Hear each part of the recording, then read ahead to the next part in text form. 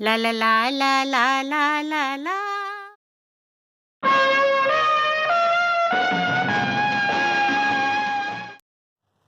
मैं उस समय कक्षा 12वीं में रही होंगी। हमारी गर्मी की छुट्टियां होने में यही कोई एक आध दिन बचे थे कि कक्षा में उस दिन हमारी अध्यापिका ने प्रवेश करते ही ये घोषणा कर दी कि सभी बच्चे 4 टीमों में बंट जाएं और हर एक टीम अगले 1 घंटे में मुझे कहानी का नाम चुन कर दे और आने वाली छुट्टियों में पूरे 2 महीनों का आप प्रयोग करेंगे 2 चीजों के लिए। एक तो इस कहानी की पटकथा तैयार करने में, यानी कि इसकी स्क्रिप्ट तैयार करने में, और दूसरे इसको नाटकीय रूपांतर इसका करने में। तो जिस कहानी का चयन मेरी टीम ने करा, यानी कि उस टीम ने करा जिसका मैं एक हिस्सा थी, उसी कहानी को मैं आज आपके लिए फ्लैशबैक फ्राइडे के इस एपिसोड में लेकर आई हूं।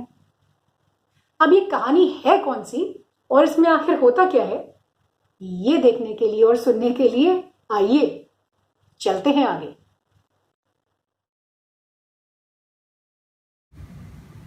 आज मैं आपको जो कहानी सुनाने जा रही हूं वो डेविड सिडारिस की लिखी हुई कहानी लेट इट स्नो है। उसको मैंने हिंदी में अनुवादित खास आपके लिए किया है। तो आओ सुनो कहानी मां। कई सालों के बाद नॉर्थ कैरोलिना में इतनी भयंकर बर्फबारी हुई, बाप रे बाप, पूरे 5 दिन लगातार भयानक बर्फबारी। जिधर देखो उधर बस वही सफेद बर्फ। उस समय मैं यही कोई कक्षा 5 में रहा हूंगा। जब 5वें दिन भी बर्फ पड़ती रही तो बर्फ पिघलने का नाम तो ले नहीं रही थी, बल्कि तह दर तह जमती चली जा रही थी। पूरी 8 फीट मोटी बर्फ, पूरी 8 फीट गहरी मोटी बर्फ जम गई थी। जिधर देखो बस वही बर्फ। सूरज का मुंह देखने को तरस गए थे हम। और तभी खबर आई कि लो, इस बर्फबारी के चलते सारे स्कूल बंद। अरे अंधा क्या चाहे 2 आंखें। हम बच्चे तो खुश। अब जाहिर सी बात है, हम बच्चे हैं तो खेलेंगे, छुट्टी है तो खेलेंगे, शोर मचाएंगे, उत्पात करेंगे, अरे चिल्लम चिल्ली होगी। क्या कहते हैं वो घर की रौनक बच्चे, बस कुछ वैसा ही समझ लीजिए। और कुल मिला के साहब हमारी जो उन दिनों की दिनचर्या थी वो कुछ इस हिसाब की थी। सुबह उठे, थोड़ा 1 आध पौन घंटा बस्ता और कॉपी किताब खोल के बैठे, थोड़ा पढ़ने लिखने का ढोंग करा, और उसके बाद पूरा दिन उत्पात ही उत्पात, चिल्लम चिल्ली, उछल कूद, इधर कूदा उधर चिल्लाया। हमको लगा कि भैया ये सब करके हम अपने घर की रौनक बढ़ा रहे हैं। हमें क्या मालूम था हम बेचारे बच्चों को कि दरअसल हम अपने घर की रौनक नहीं, अपने माँ के सर का दर्द बढ़ा रहे हैं। हमारी चिल्लम चिल्ली उस रोज कुछ इस तरह हो रही थी कि शायद हमने अपनी माँ को पागलपन के कगार तक धकेल दिया। रोज ही की तरह हम लोग बाहर ड्राइंग रूम में बैठे हुए थे और शोर मचाने में लगे हुए थे। तभी माँ आई तो हमने बोला, माँ बहुत भूख लगी है, कुछ खाने को दो ना। ए ग्रेचन चिल्लाई, माँ बहुत भूख लगी है। अरे पर माँ ने हमारी बातें अनदेखी अनसुनी करी, हमको अनदेखा अनसुना करा और सीधा रसोई घर से तेज चलती हुई बाहर दरवाजे के पास जा पहुंची। उसने फिर हम लोगों को देखा, वापस दरवाजे की ओर देखा, और हम माँ को देख रहे हैं, और फिर झटके से माँ ने दरवाजा खोल दिया। उश करके बर्फीली ठंडी हवा घर के अंदर प्रवेश करती है। माँ ठंडी लग रही है, बहुत ठंड है, दरवाजा बंद कर दीजिए। हम सभी बोल पड़े, माँ निकलो, अभी निकलो, सब निकलो मेरे घर के बाहर, निकलो, चुप। माँ ने तो विकराल रूप धारण कर लिया था। हम सब हक्के बक्के मुंह खोले उस माँ को देख रहे थे। मैं उठ के माँ के पास गया और उनके एप्रिन को खींचकर बोला, माँ ठंड लग रही है, तुम मजाक कर रही हो ना माँ, दरवाजा बंद कर दो। चुप, निकलो मेरे घर के बाहर, निकलो निकलो। ये कहकर माँ हम लोगों को बुरी तरह उठा उठाकर खींचने लगी और हम सबको दरवाजे के पास लाकर धक्का देकर घर से बाहर निकाल दिया। निकलो मेरे घर से बाहर। ये कहकर माँ ने हमारे ऊपर, हमारे मुंह पर, हमारे ही घर का दरवाजा दे मारा। हम सब हक्के बक्के थे। इसके पहले कि हम कुछ सोच कह सुन पाते और ये सोच पाते कि अब इसके चलते और इस बर्फबारी के होते हमारा अगला कदम क्या होना चाहिए, हमारे दोस्तों ने बगल की दीवार से हमको आवाज दी, तो हमने पीछे मुड़ा और देखा और बोला हाँ हम आते हैं। फेंस फांद दीवार फांद हम लोग उनके घर पहुंच गए। फिर क्या था, 1-2 घंटे तो ऐसे ही बीत गए चहल पहल में, खेल कूद में। दिन बीता तो भूख लगी तो घर और माँ की याद आई। हम लोग एक बार फिर उस फेंस को फांद कर अपने घर का वापस पहुंचे।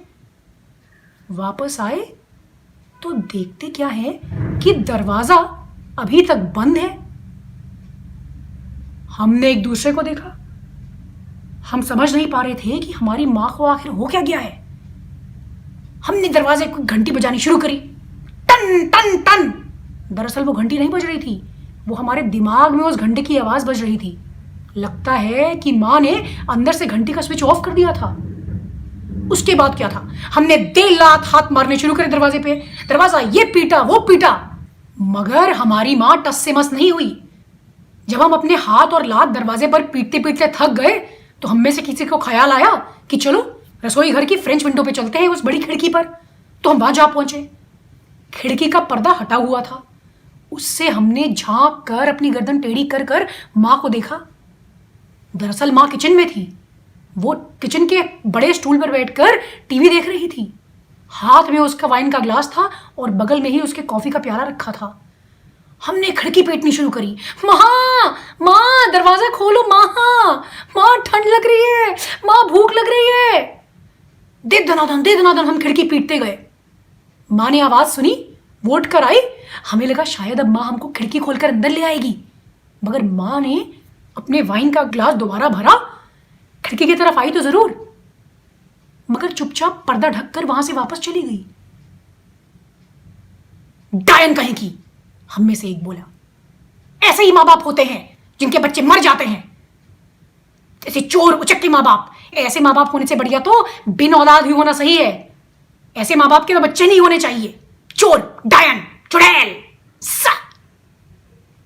बस कुछ ही पल में देखिए हम कैसे माँ से इन सब बातों पर उतर आए। पर अब सोचना यह था कि करेंगे क्या। ऊपर से आफती आसमानी बर्फ गिरती चली जा रही थी। ग्रेचन बोली, मेरे ख्याल से हमको पापा को फोन करना चाहिए। अच्छा आइडिया है, लीजा बोली। ओहो, पर नंबर किसके पास है? मैंने उन दोनों को सुझाया और उनको होश ठिकाने लगाए। अब क्या करें? तो एक काम करते हैं, जब तक पापा नहीं आते हम यही घर के बाहर चुपचाप एक कोने में बैठ जाएंगे, कम से कम तबीयत खराब नहीं होगी। हम सबने आपस में तय किया, मगर फिर याद आया कि हमारे पापा भी अपनी इस पागल पत्नी से दूर बचने के लिए हर समय इधर उधर दफ्तर के काम से जाया करते थे। ना जाने वो कब लौटे। होती है कुछ माँ ऐसी जो कि अपने बच्चों को ऐसे घर से बाहर निकाल देती हैं और फिर अपने घर पे एक छत्र रात जमा लेती हैं। डायन कहीं की। ये कहते कहते गुस्सा करते हम न जाने कब इधर उधर सोचते हुए हाईवे तक जा पहुंचे। हाईवे दिखा तो मैंने अपने सभी भाई बहनों की तरफ देखा और बोला, देखो मैं तो कहता हूं कि हमें इनको सबक सिखाना चाहिए। इनको सबक सिखाने के लिए हम में से किसी को मरना होगा। मेरे सारे भाई बहन मुझे हक्के बक्के हो देखने लगे। मरना? हाँ, मेरा मतलब है कि मरना नहीं, लेकिन कम से कम मरने का नाटक करना होगा या फिर चोट लगने का। अब मेरी बात ध्यान से सुनो। सभी भाई बहन चुपचाप मेरे इर्द गिर्द खड़े होकर मेरी बात ध्यान से सुनने लगे। हम हाईवे तक तो आ ही गए हैं, क्यों ना ऊपर जाकर हम में से एक वहां हाईवे में लेट जाए और मरने का नाटक करे। जैसे ही कोई गाड़ी आएगी हम बाकी लोग वहां पे दौड़े आएंगे और बोलेंगे, अरे बचाओ बचाओ, हमारे भाई को मार डाला या हमारी बहन को मार डाला। बोलो, कम से कम ये खबर फैलेगी तो हमारे माँ बाप चिंतित होंगे और डरेंगे। डर के मारे अस्पताल आएंगे तो अच्छा सबक मिलेगा उनको। तब उनको समझ में आएगा कि अपने बच्चों से कैसे सलूक करा जाता है। सब लोग मेरी बात से सहमत थे। सच बताऊं तो मैंने तो यह कल्पना भी कर ली थी कि मेरी छोटी बहन ग्रेचन सबसे पहले मर चुकी है किसी गाड़ी के नीचे आकर इसी हाईवे पर। अरे मैंने तो यह भी कल्पना कर ली थी कि भाई डॉक्टर उसको अस्पताल में स्ट्रेचर पर ले दर बदर भटक रहे हैं, घूम रहे हैं, और मेरे माँ बाप बिलक बिलक कर रो रहे हैं और बोल रहे हैं, काश काश हमने अपने बच्चों पर थोड़ा और ध्यान दिया होता। अच्छा सबक सिखाएंगे इनको, अच्छा सबक। पर जनाब, सवाल सामने ये आ खड़ा हुआ कि आखिर मरेगा कौन? तो मैंने ग्रेचन की तरफ हाथ बढ़ाया। ग्रेचन बोली लीजा, लीजा बोली एमी, और एमी ने बेचारी छोटी टिफिनी की तरफ इशारा कर दिया।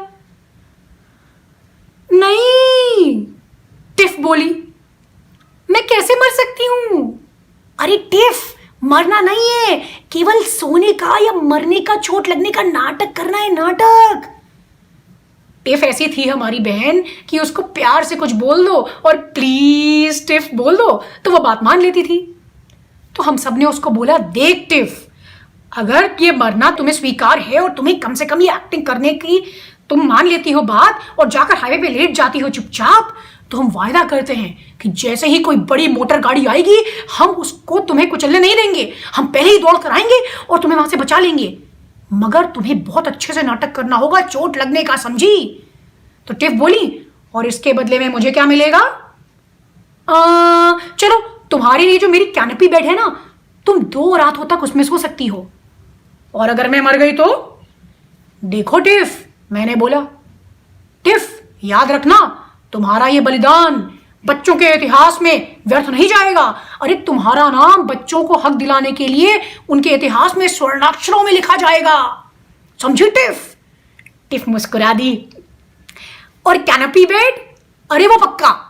तो हमने टिफ को बड़े मोटे माटे कोट पहनाए और सबसे ऊपर उसका पूरा ओवरकोट, उसके बाद उसको 2-3 मफलर बांधे, एक बड़ी सी टोपी पहनाई ताकि उसको बिल्कुल ठंड ना लगे, और धीरे धीरे उस मोटी बर्फ में चलते चलते हम लोग हाईवे तक पहुंचे।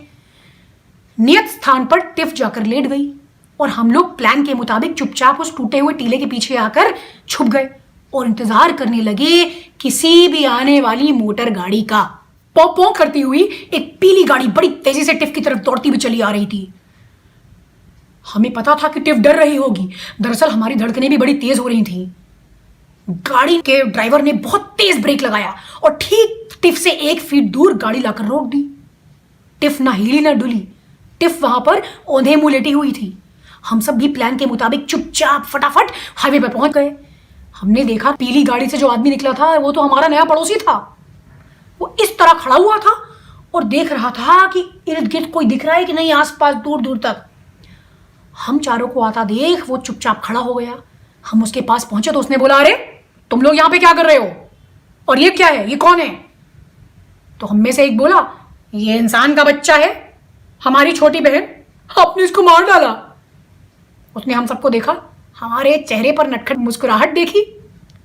टिफ को पलटा तो टिफ भी मुस्कुरा रही थी। हम सबको देखा और बोला, सुनो बच्चों, हाईवे पे मत खेलो, चोट लग सकती है, चलो घर जाओ। यहां कैसे आए? वो हम अपने घर से बाहर कर दिए गए ना, तो भटकते भटकते हाईवे पे आ गए, हमें कोई प्यार नहीं करता। टिफ बोली। वो आदमी अपनी कार में बैठकर चला गया, लगता है जरूर उसी ने घर जाकर माँ को खबर दी होगी। और हम सब नीचे टीले की तरफ चले गए। अब फिर से ये सलाह मशवरा होने लगा कि भाई एक बार फिर इस प्लान को अंजाम दिया जाए कि नहीं। तो ये तय किया गया कि एक बार फिर टिफ वापस हाईवे पे जाकर लेट जाएगी अगली गाड़ी के इंतजार में। टिफ को हमने बड़ा बहला फुसलाकर वापस हाईवे पर भेजा। बोला, देखो जैसे इस बार बचाया वैसे अगली बार भी बचा लेंगे, बस मुस्कुराना मत। टिफ वापस जाकर लेट गई और हम लोग उसी प्लान के मुताबिक वापस आकर टूटे हुए टेले के पीछे छुपकर अगली गाड़ी का इंतजार करने लगे। ठीक 5 मिनट बाद पो पो जोर से आवाज आई। दूर से देखा तो एक बड़ा सा ट्रक टिफ की तरफ दौड़ता हुआ चला आ रहा था। अरे उस ट्रक को देखकर टिफ खुद ही उठी डरकर और हम लोग की तरफ दौड़ आई। अरे हम लोग सर पकड़कर बैठ गए। मैंने इधर उधर देखा कि कोई और नहीं, कहीं तो है नहीं, कोई हमें देख तो नहीं रहा है। दूर पहाड़ी पर से हमको हमारी खड़ूस माँ की दिखाई दी। अरे ये इस बर्फबारी में यहां क्या कर रही है? वो दोनों हाथों से हमें इशारा कर रही थी, हमें बुला रही थी, कुछ कह भी रही थी जो हमें सुनाई नहीं दे रहा था। मन तो कर रहा था कि जिस तरह उस डायन ने हमको घर से धक्के देकर बाहर निकाला, हम भी इस जगह से क्या इस सृष्टि से भी उसको धक्के मारकर निकाल दें। मगर क्या करते? हमने देखा कि माँ कहीं नंगे पांव तो नहीं, माँ के पास तो बूट्स नहीं है। माँ जोर जोर से हाथ हिलाते हुए आ रही थी। हम लोग भी धीरे धीरे माँ की ओर बढ़ने लगे। अब ये यहां क्या करने आई है? हम में से एक ने बोला। अरे सुनो रुको। तो ग्रेचन चिल्लाई, माँ आपने जूते पहने कि नहीं? माँ ने सर हिलाया। लीजा बोली, अरे माँ पतलून क्यों नहीं पहनी? तभी मुझे याद आया कि हमारी बेचारी माँ के पास तो पतलून खरीदने तक के पैसे नहीं है। वो अपने घर की स्कर्ट में ही हमको ढूंढते ढांढते इस बर्फबारी में चलती चली आई थी।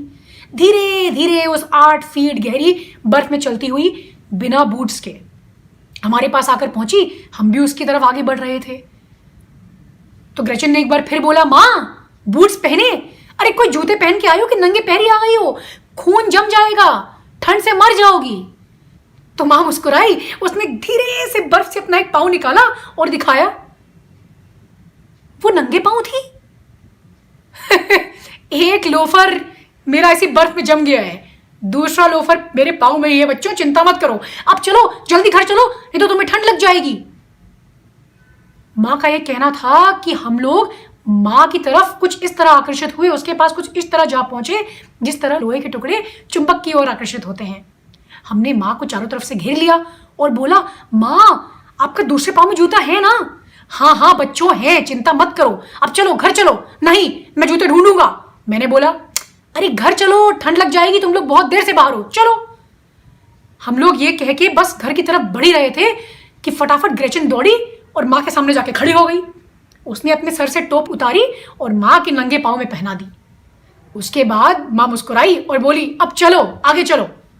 लीजा बोली, नहीं अभी काम अधूरा है। उसने अपने गले का मफलर उतारा और जो टोपी ग्रेचन ने माँ को पाँव में पहनाई थी उसको उसने उस मफलर से मजबूती से बांध दिया। तो लो, हो गया माँ के पाँव के लिए एक ऊनी जूता तैयार। और फिर हम सभी माँ के साथ घर की ओर चले गए। धीरे धीरे आगे आगे हमारी माँ और उसके इर्द गिर्द उसका सुरक्षा घेरा बनकर उसके नन्हे नटखट शैतान बच्चे।